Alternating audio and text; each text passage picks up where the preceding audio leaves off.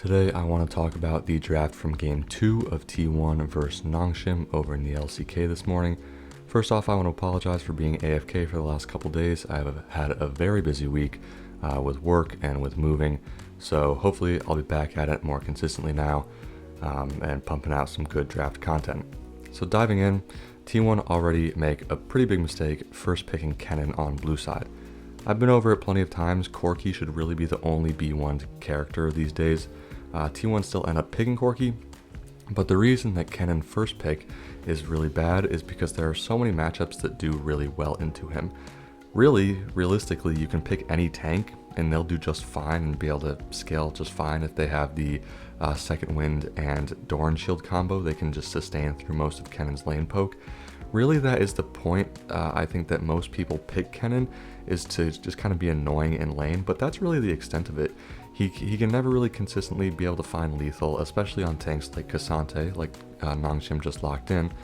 He can never find lethal in lane, and the biggest problem with Kennen I'm seeing currently, even though he seems like a pretty strong teamfight champion in the late game, he's countered completely by one single summoner spell. Whether it's the top laner that brings exhaust or the enemy support, he gets exhausted in a teamfight and his teamfight power completely goes down the drain. And so in that sense, I think that this champion is actually pretty weak right now. I think that Riot needs to make him less dependent on his ult as a character, so he's not completely countered by exhaust. Again, he's not going to be able to find leads. He'll be up like 15-20 CS against a Cassante maybe, if Zeus plays it well.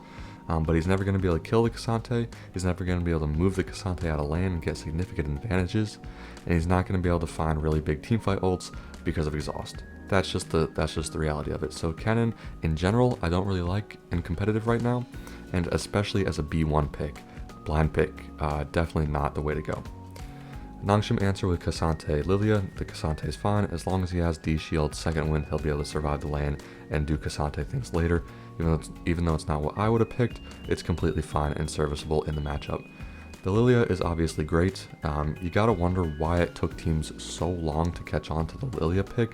This champ is super broken, and with the jungle meta the way it is currently, with these really fast farming AP scaling junglers like Zyra, Brand, and Karthus, you gotta wonder why teams weren't picking Lilia in that little grouping.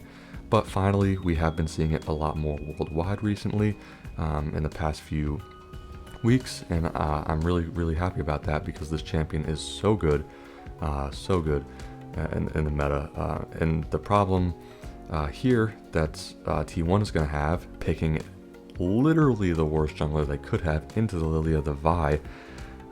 First off, Vi's just useless. I've said it 1,000 times and I'll say it 1,000 more. This champion doesn't do anything in competitive. But the big problem here is that you picked Vi into Lilia, meaning that Vi is going to be completely outpaced and outfarmed the entire game.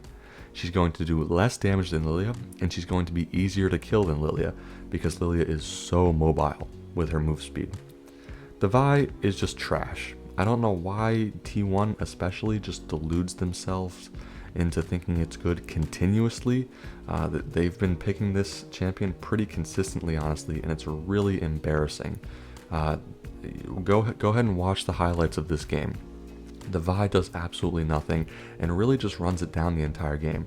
This champion is utter trash in competitive, it doesn't do anything, and Nongshim are going to have a huge jungle advantage this game just because of the champions picked, and it has nothing to do with the players. Nongshim also rounded out first phase with Yone, which is really nice. I think it's a solid matchup into the Corki. AD AP combo in the mid jungle, which is what you want in the meta currently.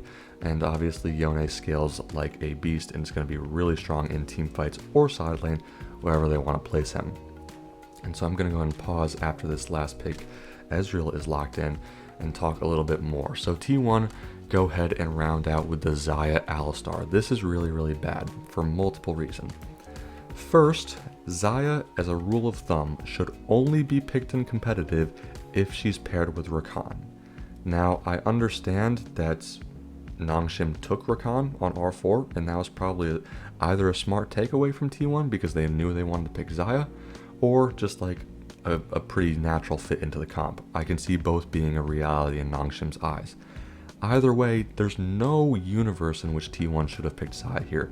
They should have just taken the Ezreal. He scales well, he has longer range, he has more mobility, he's safer, and he does better into the Nongshim comp. Zaya as a champion is one that really likes to play against champions that run into her. She's really strong against engage in champions that run at her. Nongshim is not doing that.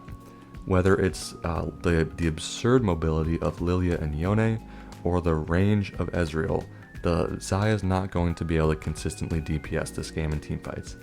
Even if she gets ahead early, which I believe she did this game, just because of the theme difference in the theme gap, the champion's not going to be able to do damage. She's not going to be able to consistently hit anyone except Cassante, because she's so short ranged and she thrives into champs that run into her.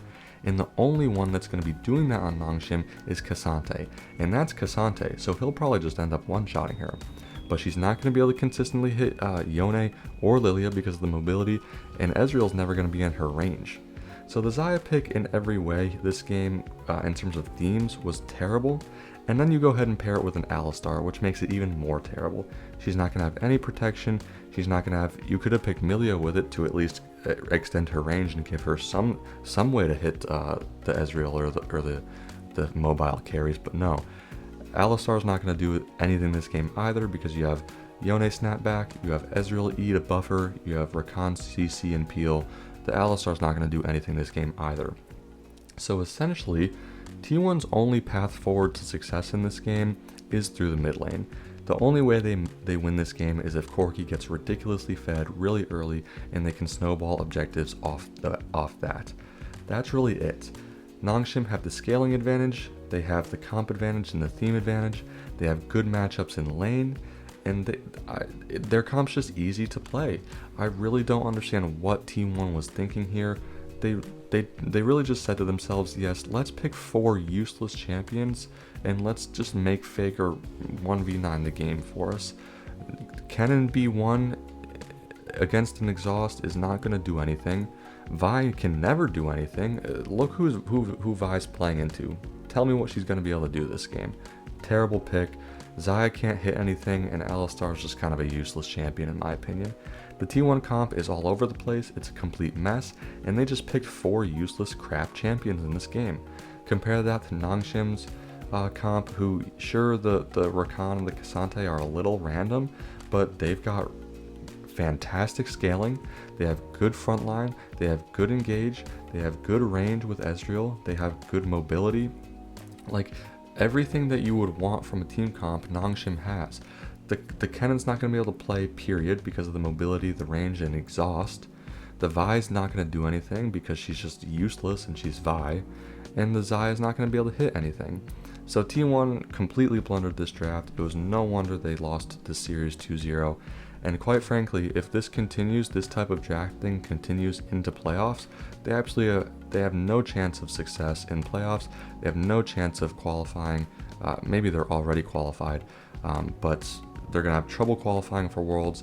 And if they make it to Worlds, if they keep drafting like this, they're not going to perform well. I can guarantee you that right now.